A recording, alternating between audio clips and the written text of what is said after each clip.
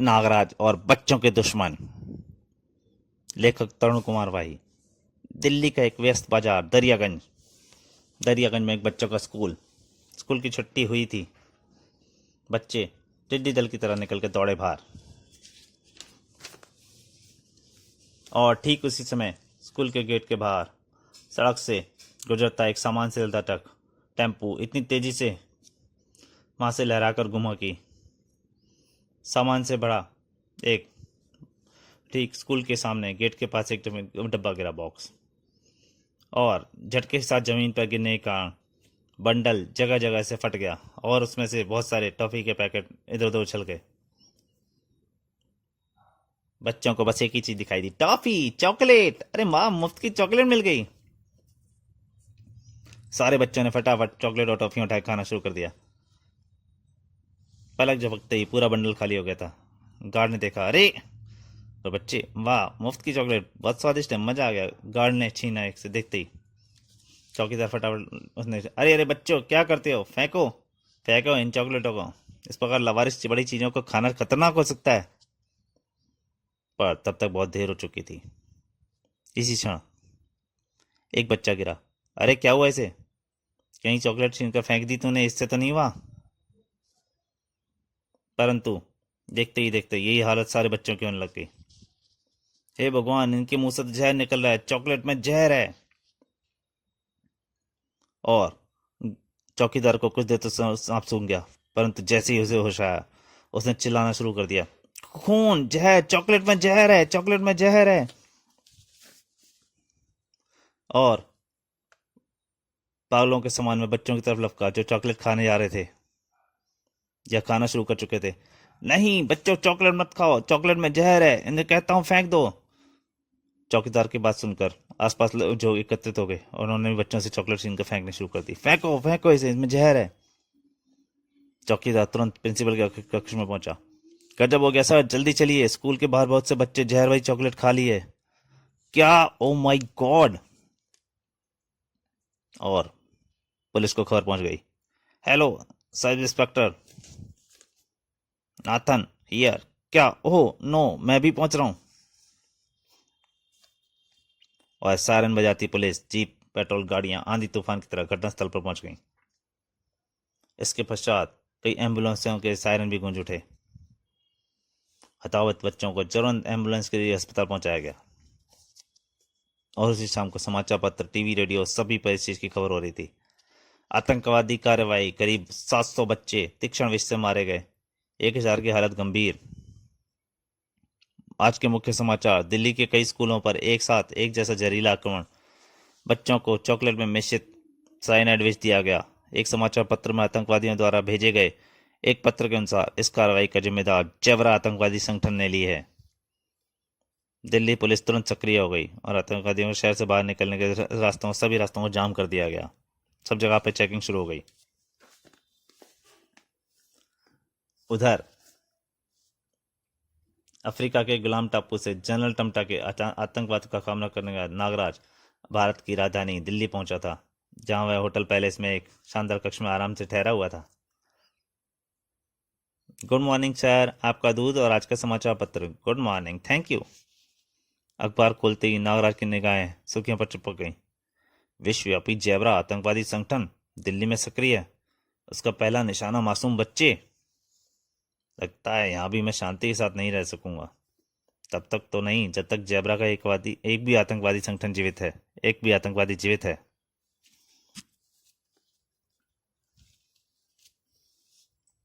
तभी नागराज के साथ वाले कमरे से आती उठापटक की आवाज सुनकर चौंक उठा। खटाक खटाक। मेरी छठी इंद्री कह रही है, साथ वाले कमरे में जरूर कोई गड़बड़ है। और नागराज तुरंत खिड़की से निकलकर साथ वाले कक्ष की खिड़की की तरफ लंघ रहा था, जबकि साथ वाले कक्ष में जेबरा से गद्दारी करके कोई जीवित नहीं रह सकता टॉनी। वे एक आदमी को मार रहे थे। बास गंजे, हमारे पास ज्यादा वक्त नहीं है, इसे उठाकर खिड़की से नीचे फेंक दो। नहीं। पर गंजे टॉनी को उठाने के लिए आगे बढ़ा। चलो टॉनी, तुम्हें तुम्हारे बीवी बच्चों के पास पहुंचा दें। नहीं, छोड़ दो मुझे, बचाओ। और अगली पल गंजे ने उसे 15वीं मंजिल से नीचे उछाल दिया। हा हा हा। किंतु नागराज ऐसे हादसे में बिल्कुल तैयार था। नागराज गिरते हुए टॉनी से लिपट गई और उसे वापस खींचने लग गई। गंजे ने यह जब अविश्वसनीय दृश्य देखा तो उसने तुरंत रिवाल्वर निकाला और नागरस्सी पर कई फायर झोंक दिए, लेकिन हड़बड़ाहट में सभी निशाने गलत बैठे और इससे पहले कि और फायर कर पाता, सांप सांप, सांपा ने उसकी हिम्मत तोड़ दी और इसके बाद नागराज ने उसे शैतानी कब्र का अवसर नहीं दिया। धड़ाक! गंजे के तीनों साथी नागराज को यूं कहा खिड़की से पकड़ देखकर जम्मत हो गए। फिर जब वे होश में आए तो उनकी गोलियां गोलियां चलने लगी। काश बेचारे जानते मुझ पर गोलियां असर नहीं करती। नागराज पर गोलियों का असर क्यों नहीं होता, यह जानने के लिए पढ़ें नागराज की इसकी प्रथम कॉमिक नागराज, जो मैं इसी चैनल पर पहले डाल चुका हूँ। वो आपको प्लेलिस्ट में मिल जाएगी। देखिए मैंने कॉमिकों की प्लेलिस्ट बना दी है, जो सीरीज डाल रहा हूँ जिसकी आप चाहे कोई भी कॉमिक अगर सर्च करना चाहते हैं तो प्लेलिस्ट में जाकर सर्च कर सकते हैं। और शीघ्र उन्हें इस कटु सत्य का एहसास हो गया। पूरे हो गए तुम लोगों के अरमान, अब मैं कुछ करता हूँ। पहले तो अपने हाथ में खतरनाक खिलौने देते तो नागरस्सी की मदद से नागराज ने तीनों के रिवॉल्वर झटक लिए और अब नागराज ने उनकी धुलाई शुरू कर दी, धाक धाक निशुम। और जब वह इस कार्य से निरत हुआ तो खिड़की से पुलिस सायरन की आवाज आने लगी। नागराज की लगता है गोलियों की आवाज सुनकर किसी ने पुलिस को बुला लिया है। टॉनी प्यारे, जल्दी यहाँ से निकल लो वरना पुलिस को रोक लेगी। चलो। टॉनी से जल्दी से खिड़की पर चलने लगा, लेकिन नागराज ने रोक दिया। इधर से नहीं प्यारे, उधर से हवा में लटक कर जाएंगे, इस पार सामने वाली बिल्डिंग तक। क्या? अरे भाई मारना ही तो बचाया क्यों था? तभी नागराज ने नागरस्सी छोड़ दी। चलो चुपचाप मेरी पीठ पर सवार हो जाओ और कस कर पकड़ना। और नागरस्सी के सारे झूल के नागराज दूसरी इमारत पे सामने पहुंच गया और नागराज तेज से ऊपर उठने लगा। छत पर पहुंचने के बाद नागराज ने अपनी बेल्ट खोली और उस पर ओवरकोट पहनने लगा। क्या हम जिंदा हैं? प्यारे, आंखें खोलो। सभी जानते हैं नागराज फोल्डिंग ओवरकोट हमेशा अपने पास रखता है। और नागराज टॉनी को लेकर एक निर्जन खंडर में पहुंच गया। हाँ प्यारे, अब बताओ जबरा के आतंकवाद गिरोह के बारे में तुम्हारी भी अकल दुरुस्त करनी होगी। बिल्कुल नहीं, क्योंकि मैं जानता हूं तुम नागराज हो आतंकवाद के दुश्मन। जबरा संगठन एक खतरनाक आतंकवादी गिरोह का नाम है, जो अपनी मांगे मनवाने के लिए बच्चों को भी नहीं बख्शता। विश्व व बम विस्फोटों के मासूम जिंदगी की जान ले लेता है। रुपया इनका ईमान धर्म है। इस समय के लोग विदेशी इशारे पर तोड़फोड़ और आतंकवादी कार्रवाई कर रहे हैं। कुछ दिन पूर्व जयबरा एक खास आदमी चीता पुलिस द्वारा गिरफ्तार कर लिया गया था।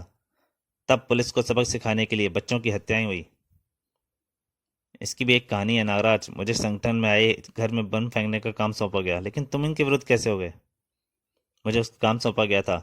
उस दिन जबरा का एक आदमी मुझसे मिला। टॉनी, तुम्हें आज ये बम अप्पू घर में बच्चों की भीड़ में फेंकना है। और मैंने अपना काम निपटाया।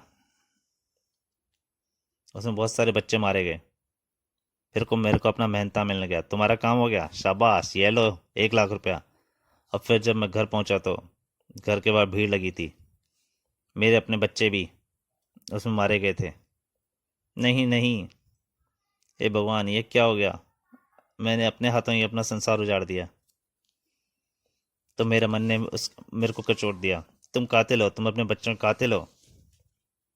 और मैंने कसम खाई, मैं एक घिनौना काम छोड़ दूंगा। जबरा से अपनी बच्चों की मौत का बदला लूंगा।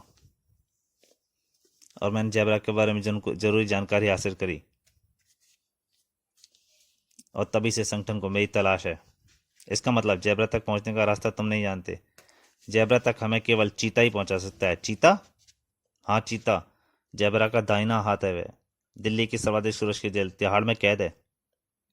टॉनी, भारत मेरी मातृभूमि है और अपने देशवासियों को जबरा के आतंक से मुक्ति दिलाने के बाद ही दिल्ली से जाऊंगा। मैं हर कदम पर तुम्हारे साथ हूं नागराज। तो फिर आओ मेरे साथ। तो हम टैक्सी द्वारा तिहाड़ जेल की तरफ बढ़ रहे थे। इस जेल की सुरक्षा व्यवस्था के बारे में तुम कुछ जानते हो? जेल से कुछ ही दूर उन्होंने वो टैक्सी छोड़ दी। नागराज, तुम करना क्या चाहते हो? मैं चीता को जेल से निकालना चाहता हूँ। नागराज की बात सुनकर टोनी आश्चर्य से चल पड़ा। क्या क्या नागराज, ये तो बिल्कुल असंभव है। क्यों? नागराज, इस जेल की बीम 20 फुट ऊंची चारदीवारी के ऊपर दिन रात सिपाहियों का पहरा रहता है। तो और तुम्हारी मंजिल है वह टावर जिसकी कोई सीढ़ी नहीं है। उसकी छत पर ही कई कुख्यात कैदियों को 4 स्टेनगंधारियों की निगरानी में रखा जाता है। चारों 1 महीने तक ऊपर रहते हैं। 1 महीने के बाद क्रेन की सहायता से दूसरे 4 सिपाहियों को ऊपर भेजा जाता है, उन्हें नीचे लाया जाता है। सिपाहियों कैदियों के खाने की भी रोज रस्सियों द्वारा ऊपर भेजा जाता है।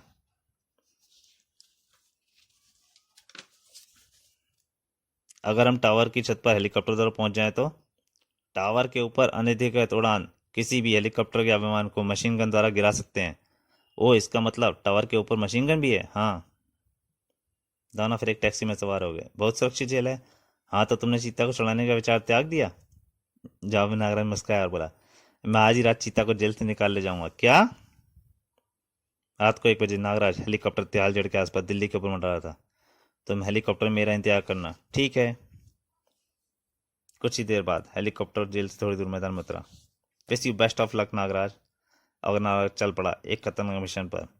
तो दोस्तों, नागराज और बच्चों के दुश्मन का पहला भाग यहीं तक। इसके दूसरे और अंतिम भाग में जल्दी आपके सामने हाजिर होऊंगा।